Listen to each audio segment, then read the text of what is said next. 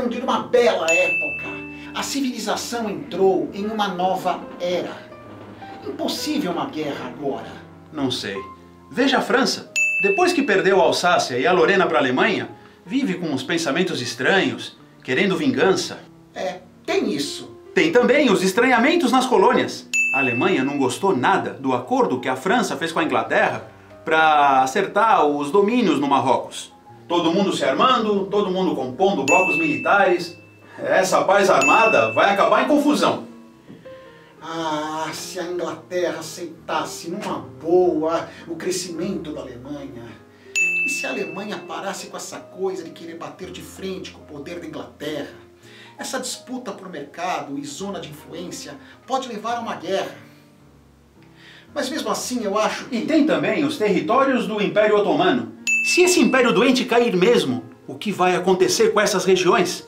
E a Sérvia, doida para criar uma grande Sérvia?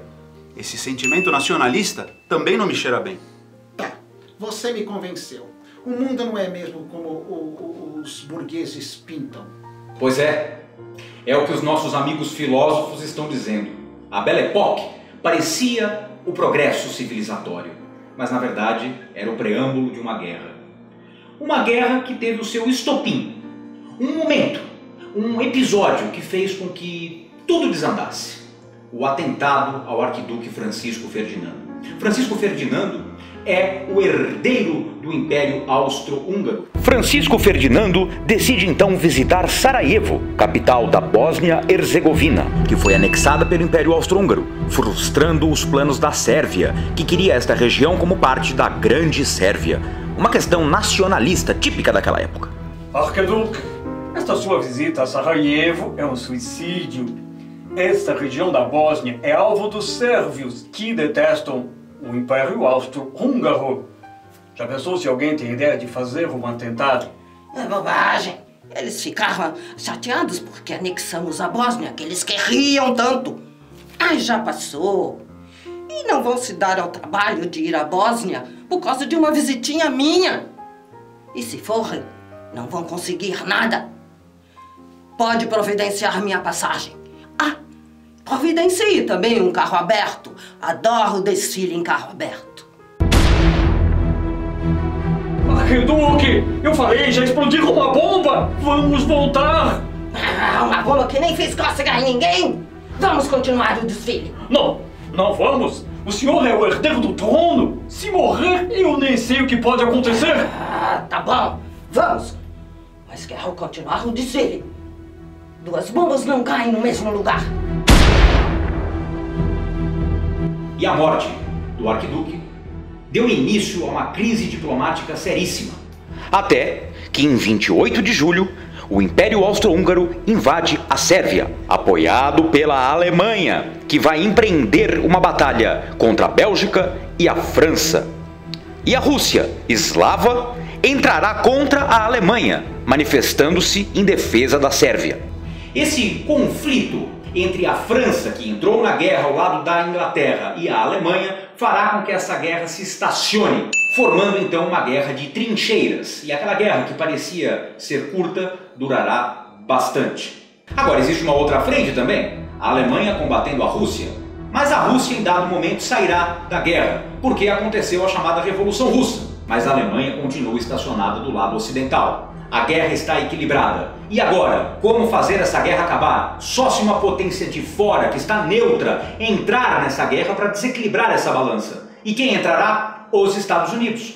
Por quê? Porque terá navios afundados pela Alemanha. Os Estados Unidos então entram na guerra, provocam esse desequilíbrio e será uma questão de tempo para que a Primeira Guerra Mundial acabe. Estamos aí por volta de 1918, quando a Alemanha, humilhada pelo Tratado de Versalhes, sairá de joelhos, devendo, tendo que pagar indenizações sem possibilidade de crescimento, o que gerará futuramente um movimento fortemente nacionalista, com a ascensão de uma figura que você já deve ter ouvido falar, Adolf Hitler.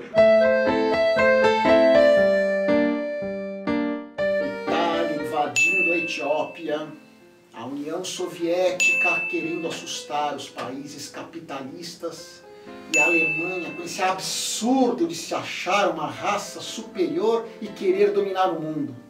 E a Liga das Nações parada, sem conseguir fazer nada. Fazer o quê se a Liga não tem força militar? O problema é o Hitler. Mas como as potências não fazem nada contra ele, porque acham que o nazismo pode frear o comunismo, continuarão os desmandos. Então temos uma Europa fascista, de extrema direita, exemplo da Alemanha e da Itália.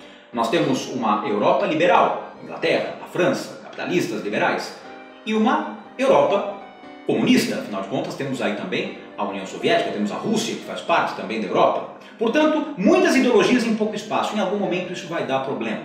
O fato é que os liberais acreditam que, de certa forma, os nazistas, os fascistas, enfim, essas extremas direitas, de certa forma seguram o avanço do chamado comunismo. Por isso toleram os projetos expansionistas do Hitler, que vai anexar a Áustria, depois vai anexar os Sudetos, até que o Hitler anexa a Polônia. E isso será um problema sério. E por quê? Para invadir a Polônia, o Hitler fará um acordo com Stalin. Sim, Stalin, líder da União Soviética. Portanto, os nazistas surgem aliados, inclusive com um pacto de não agressão, o pacto germano-soviético, o pacto Ribbentrop-Molotov, fazendo com que os nazistas fiquem do lado dos comunistas. Isso, é claro, fará com que os liberais não aceitem, declarando guerra à Alemanha. Começou a Segunda Guerra Mundial. A grande questão é que, logo depois da invasão da Polônia, o Hitler não respeitou o acordo de não agressão que ele tinha com o Stalin.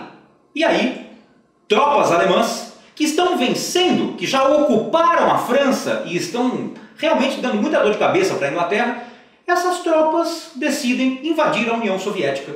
Tropas alemãs? Impossível! Nós temos um acordo! Comandante, eles estão a caminho. Já recebemos diversos avisos. Eles romperam o acordo. É fake news! Ah, caro pai dos povos, eu creio que... E outra, ele não seria imbecil a ponto de invadir um território geograficamente tão complexo. Deve ter aprendido alguma coisa com Napoleão. Do outro lado do oceano, uma grave crise no Pacífico. Para os Estados Unidos, esse expansionismo japonês é péssimo. Se o Japão dominar o Pacífico, como ficará o comércio internacional? E o caminho do petróleo? Os americanos já começaram a pressionar. Começaram a boicotar navios de petróleo que iam para o Japão. Até empresas japonesas que estão na Bolsa de Valores. E o Japão está aceitando isso numa boa? Parece que não. Se por um lado teremos os países do eixo, a Alemanha, a Itália de Benito Mussolini, aliada de Hitler, e o Japão, do outro lado nós teremos a França, teremos a Inglaterra, teremos a União Soviética e teremos os Estados Unidos, que logo logo chegarão lá. 1944 é o dia D, é a Operação Overlord, que fará um desembarque na Normandia para começar a retomar a França. É o início do fim para Adolf Hitler. Logo, uma série de conferências redividirão o mapa europeu e farão com que os aliados vençam. O julgamento de Nuremberg pretende limpar os horrores do Holocausto. Mas o máximo que vão conseguir é fazer justiça com alguns que foram pegos. Os horrores desta guerra vão marcar a humanidade para sempre. Uma boa notícia foi a criação desta Organização das Nações Unidas. Talvez agora o mundo consiga ter um organismo supranacional que consiga evitar novas tragédias. Pode ser, mas não serão tempos fáceis. O mundo está dividido. A União Soviética se fechando com seus aliados. Os Estados Unidos gritando contra o tal perigo vermelho que pode ameaçar o capitalismo. Tempos bipolares. E atômicos. Já pensou o pânico de ver uma Hiroshima e Nagasaki acontecendo de novo? Felicidade é comprar o que quiser, vender o que quiser e ser livre. Felicidade é todo mundo ter tudo e aí sim ser livre. Ser livre na União Soviética. É verdade que não liberamos certas opiniões, mas é porque pode fazer mal para a população. O que me admira é você falar em liberdade. Todo mundo trabalhando para ter, esquecendo que o importante é ser. Ser o quê? Prisioneiro na Sibéria. Melhor que ser cadáver no Vietnã. De um lado, o socialismo da União Soviética. Do outro, o capitalismo dos Estados Unidos.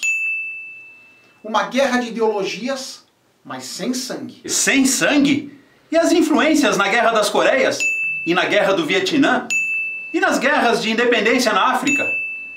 Saiu muito dinheiro dessas duas potências para armamentos e mortes. Tá bom. Sem conflito direto. Fica melhor falar assim, desse jeito? Para os americanos, quanto mais países comunistas, menos mercado consumidor e menos fornecedores de matéria-prima. Se os países comunistas se espalhassem, o capitalismo poderia ruir. Valeu tudo para combater o perigo vermelho. Você que inventou essa expressão? Perigo vermelho? Não, é coisa do Truman.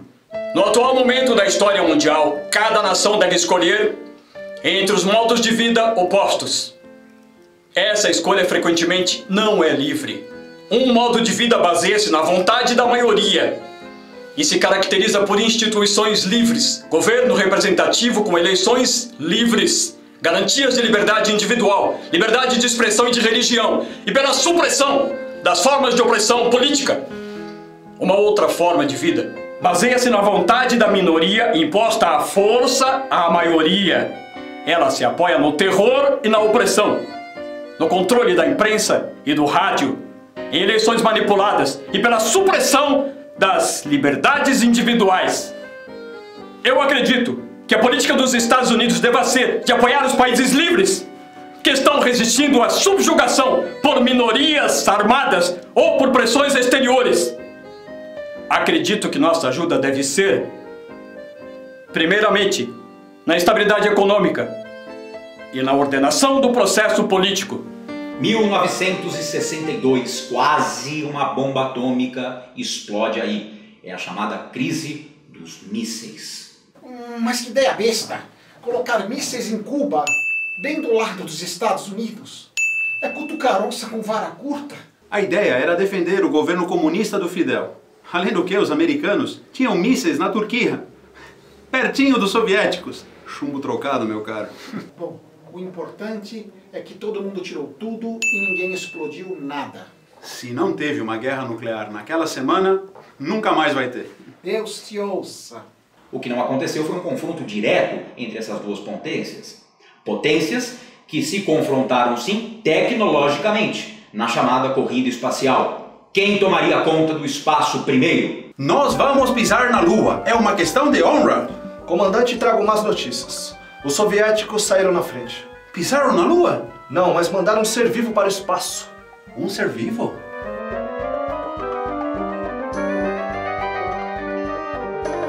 Depois do Sputnik, aquele satélite estranho, e da Laika, aquela cachorrinha fofa, chegou a hora da humanidade dar um novo passo. E esse novo passo está sendo dado por nós, os americanos.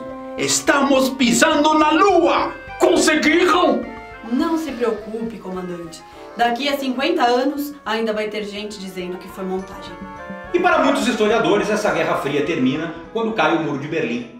Sim, porque ao final da Segunda Guerra a Alemanha ficou dividida. E Berlim, a capital, ficou dividida. Nós temos a Berlim Ocidental, que é capitalista, e a Berlim Oriental, que é comunista. E aí acabou que, para fazer uma divisão mais exata, construíram um muro no meio da cidade. Imagine você, um muro no meio da sua cidade, fazendo com que você não possa visitar os seus familiares que estão do outro lado do muro. E ele só caiu em 1989, quando a população, munida das suas marretas, foi lá e derrubou o Muro de Berlim. A União Soviética já vinha fraquejando, já vinha com crises muito sérias, crises agravadas, por exemplo, pelos investimentos feitos numa guerra no Afeganistão. Já havia o início de uma possível abertura. Sim, o líder da União Soviética, Mikhail Gorbachev, estava começando uma série de reformas na década de 1980, a Glasnost, uma transparência, uma abertura política, e a Perestroika, uma abertura econômica gradual.